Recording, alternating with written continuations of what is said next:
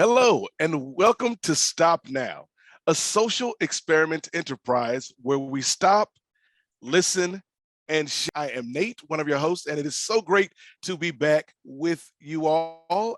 This week is a very special week. We're heading towards the holidays. The year is almost over, and I can't think of a better thing to do this time of year than to meet some new friends, make some new connections.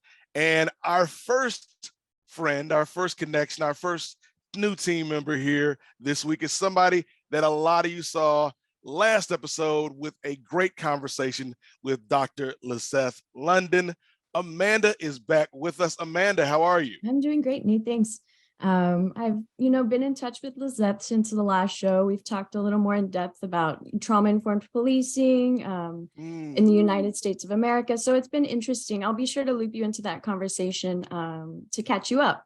But yeah, it's been nice spending time here with the Stop Now family, I'll say, and during this Thanksgiving holidays, it's kind of been a good time to stop and think about the direction we want Stop Now to go into, what we're grateful for up to this point, things of that nature. So again, just happy to be here and excited to have Elias here as well, who we've been, pretty connected this past week. And so it's been interesting with speaking with him about Stop Now as well.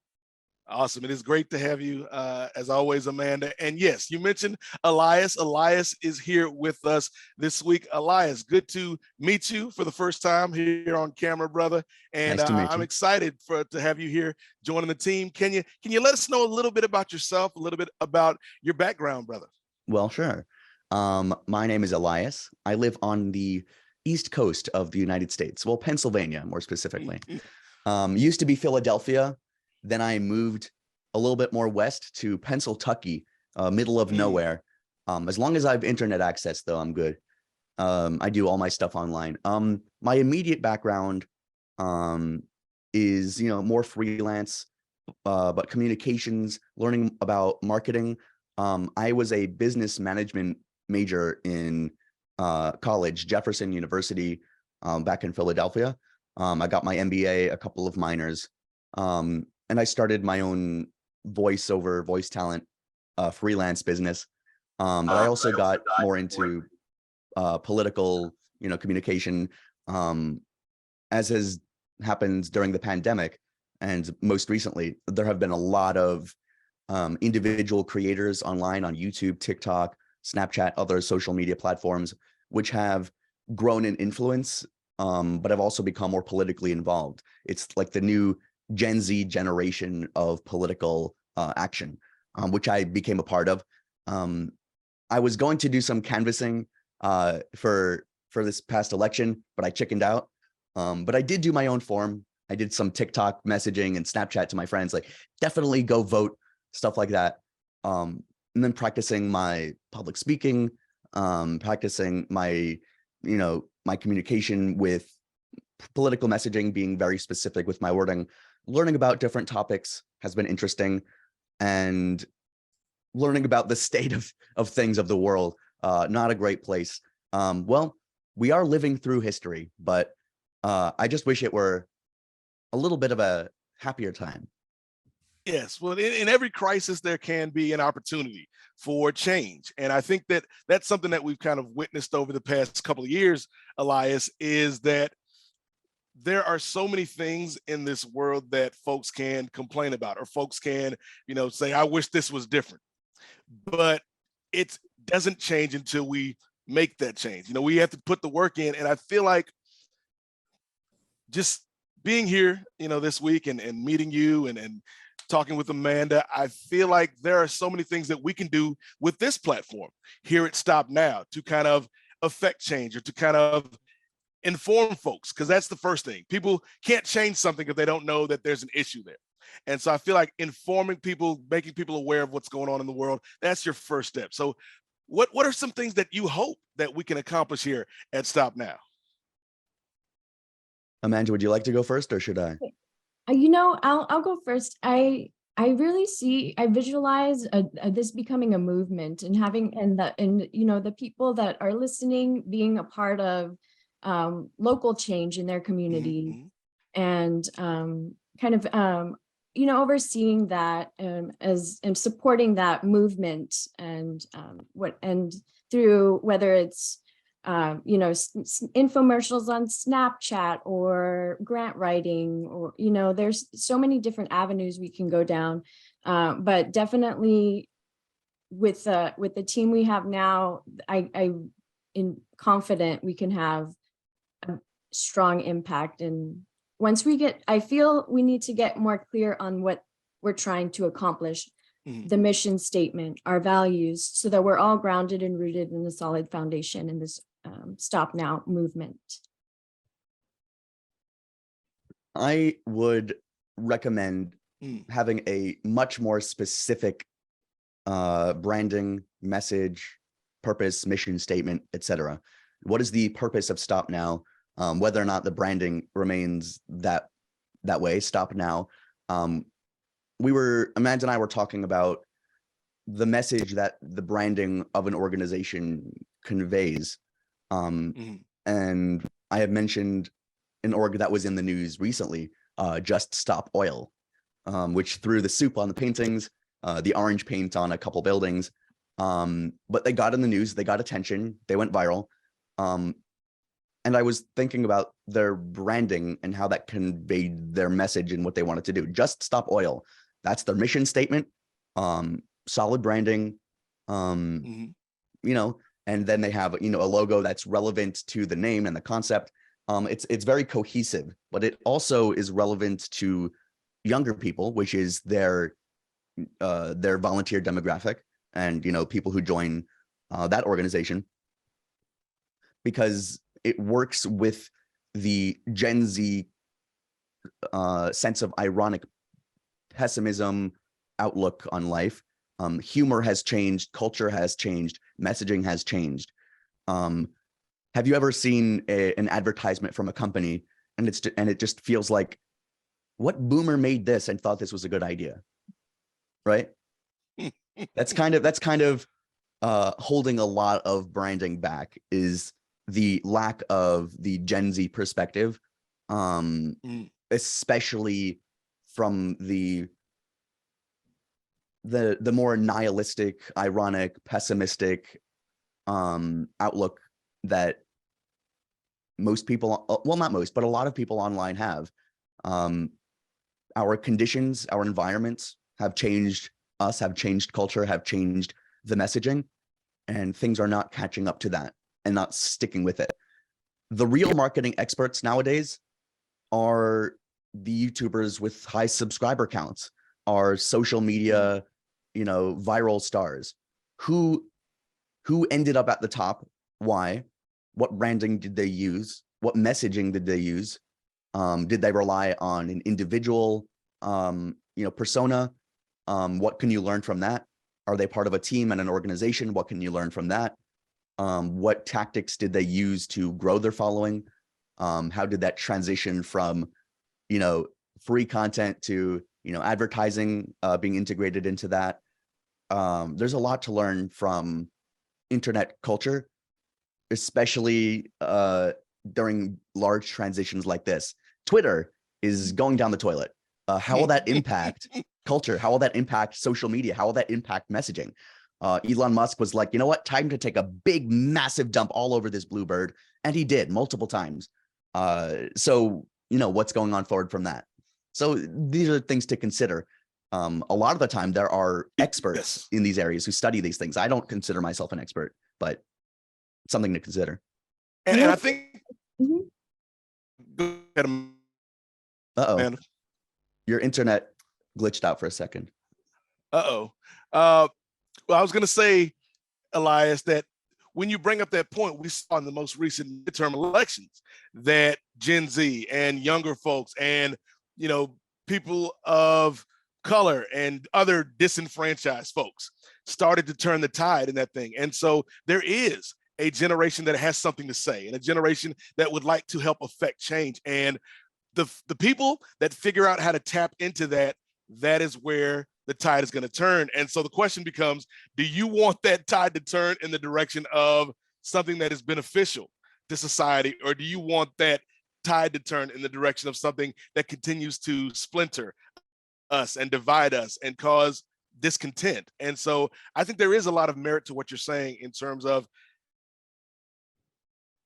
so much of marketing and advertising is from a bygone era. You know, it's from our parents' era, or, you know, you looking at me, it's probably like you're kind of like you know, my uncle or something. Just the age gap between us. So I think there's got to be a way to make the message more current and make the packaging and the delivery system of that message more appealing. Yeah, if I were to describe the current generic methods and style of advertising, it would be, you know, the late 90s TV advertising mixed with the internet bubble or the internet boom, where companies, you know, they have their 50-year-old marketing, you know, directors, and they see, oh, we're transitioning from TV to online advertisements. And then you've got, you know, companies, you know, putting on advertisements for, you know, with YouTubers, with influencers, and a lot of companies and orgs have not caught on to that, have not. Capitalism has not yet taken its fullest advantage of independent creators, and we're still going to see the negative effects of that, of course. But while it's there, it needs to be taken advantage of if you want to share a message with an audience. But you mentioned having a message, a specific message. So Stop Now, I think, should definitely have a very specific mission statement, which I would suggest to be unite progressives under a common banner or a common message. The right has been able to do this. The right controls a lot of local media, radio, TV. Those are boomers. That's boomer stuff. There's not been a really united front on the internet side of things, especially on the left. On the right, the internet podcast, you know, you've got Rush Limbaugh, who thankfully died a while back. You've got, you know, your PragerU's, your Ben Shapiro's, your Candace Owens, and these are fascist adjacent propagandists, if not straight out fascists like Candace Owens and Matt Walsh. And there's not been, and they are under like a roof. They are paid by billionaires to propagate their messages because, you know, it's part of what makes them money. The news makes money by fear mongering. And the right makes money by spreading, you know, the culture war. Yes, you know, which we've also seen in kind of the split between DeSantis and Trump, but that's another conversation. There's so many. We could be here all day talking about that matchup. Oh man, that's going to be a. Am I allowed to curse on this? I believe we have a PG-13 is the rating we strive for here. Okay, it's going to be a show. Yes, a show that looks like what Elon Musk just did to Twitter. Yeah, big massive dumps. You know, I think what really is a man back with us. Yes. Yeah, you know what? I think what really sets us apart from is just our multicultural global enterprise that, you know, we need to tap into that more. That's really where our strength is. You know, I get the social experiment enterprise is the tagline, but it's still confusing to me. It's so corporate. Oh my God. I feel like I'm trying to fit into the bubble of what the social experiment enterprise could possibly be, when it's so much more than that. And at this point, and it's happened authentically, which is great. But like I've said before, you know, like leveraging our strengths from around the world is what's gonna make this movement happen and effective. And I think we need to talk more about that as well. I think that's one of my favorite things about Stop Now, man. I'm glad that you brought that up because, you know, I've been here going on 3 years and have had the chance to not only work with folks from all over the world, Africa, Pakistan, Canada, just our different experiences, but there is a collective unifying thread amongst a lot of, you know, the people that I've worked with here, but also the issues and the topics that we bring up and the guests that we have on are things that I think aren't really getting a lot of coverage mainstream. You know, again, going back to your conversation with Dr. London, like I think somebody like her is a voice that needs to be amplified, because there are messages and there are things that she's bringing up that I think a lot of people need to hear. Yes, you know, re-listening to that recording, it inspired me to create a blueprint on trauma-informed policing that I shared with her, a vision of what the United States of America could be, you know, and it was from her sharing her insight that, you know, led me to improve on the already existing blueprint that I have at this point already shared with the chief of police, who is no longer in that position. So now, you know, trying something else, but absolutely just the point, her background and her experience, it was extremely informative and can help shape the future of the United States of America. And for example, and regarding trauma-informed policing. The United States of America is the cultural and economic and military center of the world. It's the powerhouse. Everything America does ripples around the world, which is why I think it's definitely important to, I mean, other countries definitely have their own, oh my God, so many issues, so many. But I think focusing on American politics, especially repelling Republicans, is like the most important thing right now. I've heard from multiple commentators, multiple streamers, that the Republican Party is likely now the most dangerous force on the planet, insofar as their ability to force climate change inaction for decades, their damage caused by the drug war, their legislative policies, how well they've stifled union action. This is a party which has contributed trillions of dollars to unnecessary and crippling wars. This is a party which has contributed to my future of living on a burning planet. They are responsible for tens of millions of deaths, I consider, just from, you know, smoke inhalation, the policies related to car deaths, infrastructure, healthcare. I consider them directly responsible for tens, if not hundreds of millions of deaths. And they are the organization that needs to be completely destroyed if there is to be a future to America. Anything adjacent to fascism is just going to allow a repetition of this pattern. Everything happening now is like, how many direct correlations can we make to the 1930s and 40s from now? It's just like, oh, we're having another recession. We're having another massive global power invading another. We've got fascism on the rise. You know, Italy, United States, China dictatorship. Capitalism has reached the point where, you know, it's another 2008 crisis. We just had another Enron with FTX times like 10, billions of dollars gone. Elon Musk, multiple billionaires are draining and losing billions of dollars.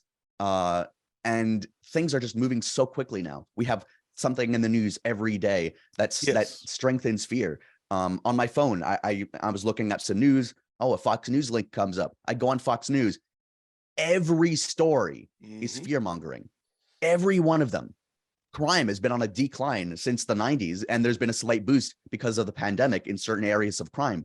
But every story is just, here's a kid, here's a murder gone wrong. Here's what happens between a black guy and a white guy. Watch what happens. There's subtle messaging everywhere. Oh, there's my cat. And it's all related, and it's all related to propping up you know, their voter base, which is older, conservative, and existing conservative Gen Z, tapping into that human fear, which is fine.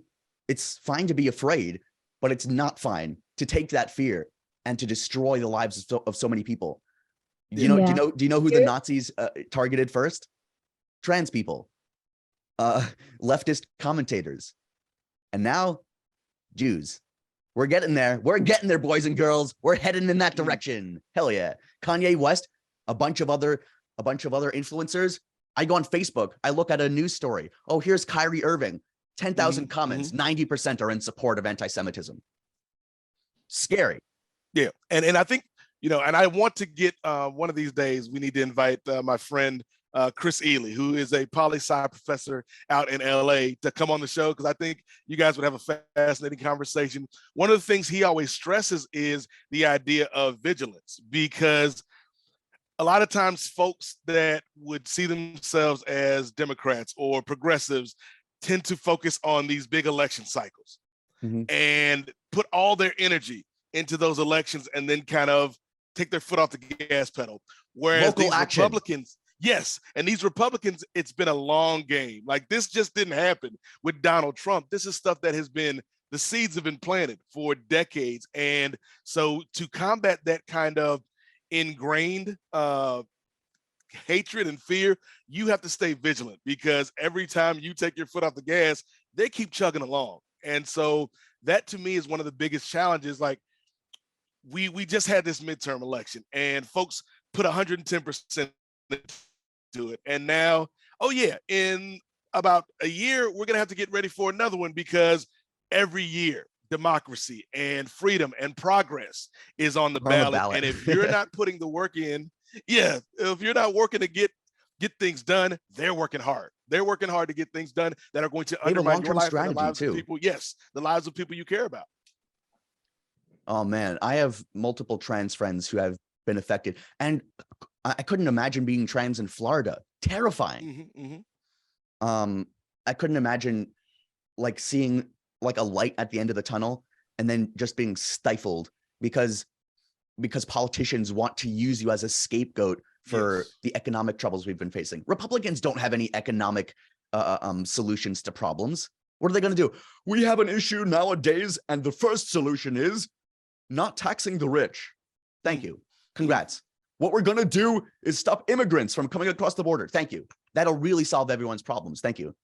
But they've made it such a powerful statement. They've strategized to spread this across all of these channels, all of the radio, TV. You see Sean Hannity and Tucker Carlson. They've got messages on point. They have the psychology down to spread fear in the maximum possible way. To your point earlier, their they're propaganda. good at branding. Like, they're good at messaging. It's psychological abuse, and emotions aren't meant to be utilized in that form. And sure, we all know what fear is, but we don't use it to harm and Democrats others. suck at this. They suck.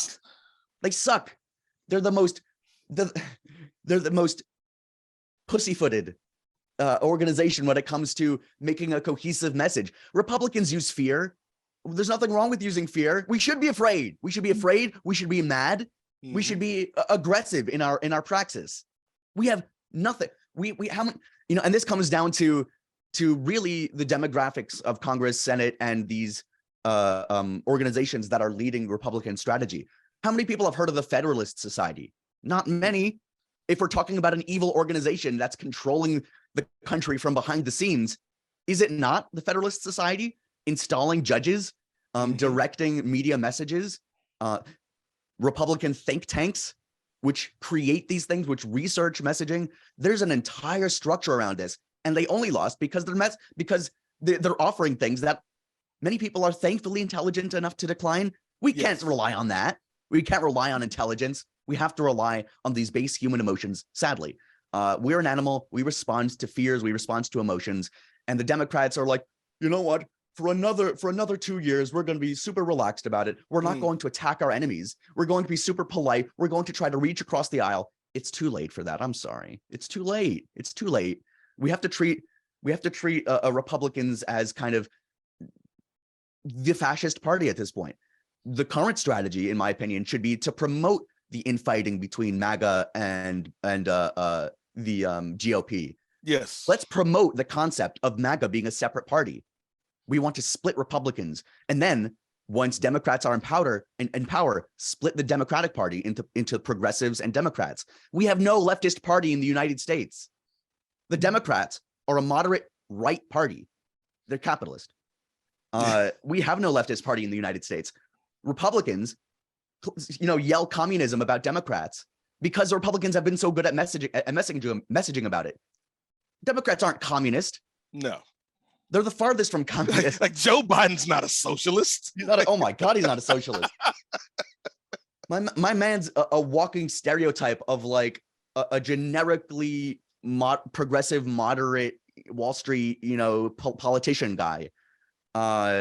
Everyone in office is like, 70 years old. Of course, they don't have the insight into how young people view things, how fear affects, how the fear mongering, the fear messaging affects people. What structures are there in place to do the research, to organize messaging, to organize strategy, to advise these politicians on what to do next? Where's the organizations setting up local praxis for, oh, hey, young people, go to school board meetings so that you can't have, your 50-year-old Karens yelling about trans people using cat litter? Where's our opponents to that? Why are we not yelling in these places about these older people destroying the lives of trans people and impoverished people?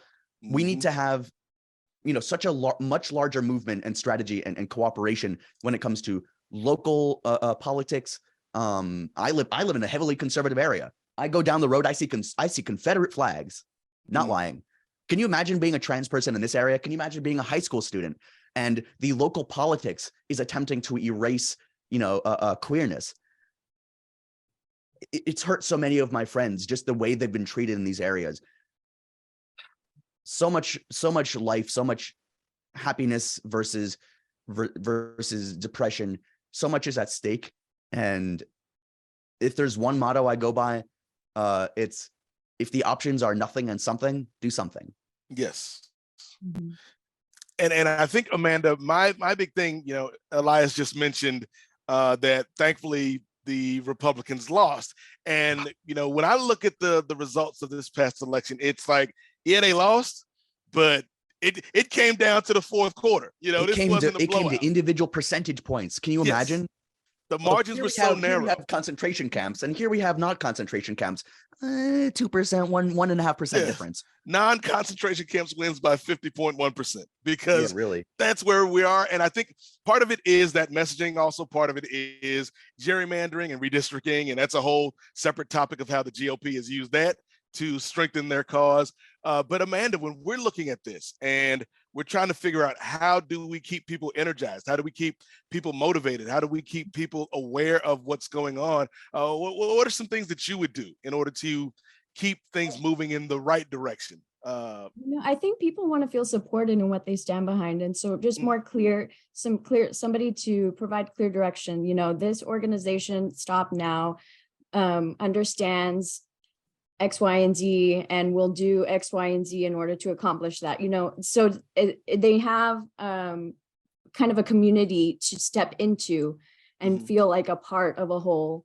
And it's true, the Republican Party has too strong of a presence, and it's not an accurate representation of the United States of America. It's just the system that we live in that produces these results, and it's a delusion. So it's not, we just have to utilize the power of what we know and stay rooted in, authentic, true social emotional learning tactics in our attempts to move forward and progress.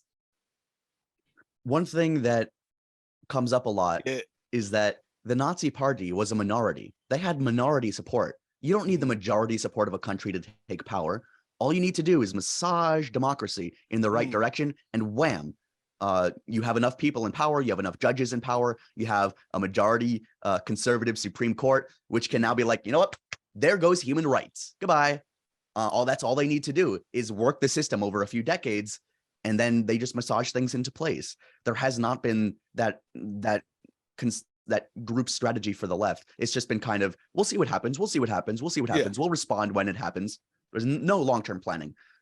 If there's one mission statement for Stop Now, I think it should be unite messaging on the left, promote collective effective impact. action, promote effective praxis, unite messaging, and then whatever else that might entail, or whatever research might lead to the best messaging, the best directions to go and to be effective. We need to think of this like a business. What'll have, if we're planning to make the most profit this year, profit in terms of what our goal might be. What is the goal? What is our goal? And what's the best way to get there? by 2030, what do we want to achieve? Maybe we're the liaison, maybe we're the networking hub to, address, so that we aren't working in silos in the left. And so possibly Stop Now is the bridge. Well, That's a a great grand point, goal. because I think, Elias, like, one of the things I've learned from my 3 years here is every week, I'm talking to various groups and various leaders of these organizations, and there's more of us out here that want to do the right thing than those on the other side. We're just each in our own silos, as Splintered, Amanda yeah. said. Yes, and if we can unify, then that changes the game. How many thousands of individual creators are there on TikTok, YouTube, who have no one to back them? They're just a person in their basement making their own useful messages. They have their audiences, they might have 30,000 subscribers, and they're making great leftist messages about infrastructure, about how Republicans are really bad and stuff like that. And they can continue to do that. We just need to be able to give them a general direction to go in, unite them under one umbrella. And speaking of infrastructure, we I believe we're looking at the clock. Time is getting a little bit low. JK, the man behind the scenes, is giving me the wrap up sign. So we appreciate that. But before we wrap up this week, I just wanted to thank you, Elias, for joining us. It's been good to meet you and good to have this conversation, brother. And I'm looking forward to it continuing. And Amanda, as always, happy to see you. And I'm excited for not just our conversation, but what Stop Now can continue to evolve and grow into. So this has been a very fun conversation, a very thoughtful conversation, and I'm excited to see it continue. I agree. I'm looking forward to be a part of it. All right. Stop Now. Again, Nate, I didn't know that you have become white. I don't know when you become white. When did I become white? Yeah, maybe you found your partners, right? So the hosts, Amanda and Elias, I see an angry white bird in him, an activist. So happy to see him. And we'll continue this conversation. Thank you all. Thank you for having us. Thank you.